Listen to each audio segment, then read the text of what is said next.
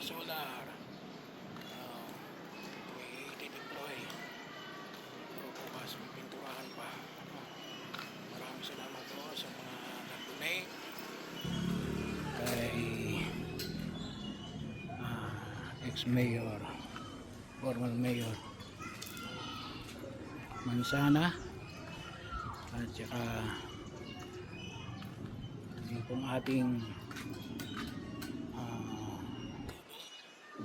ay galing po kay Mayor Arizal. Yan, 10 lahat yan.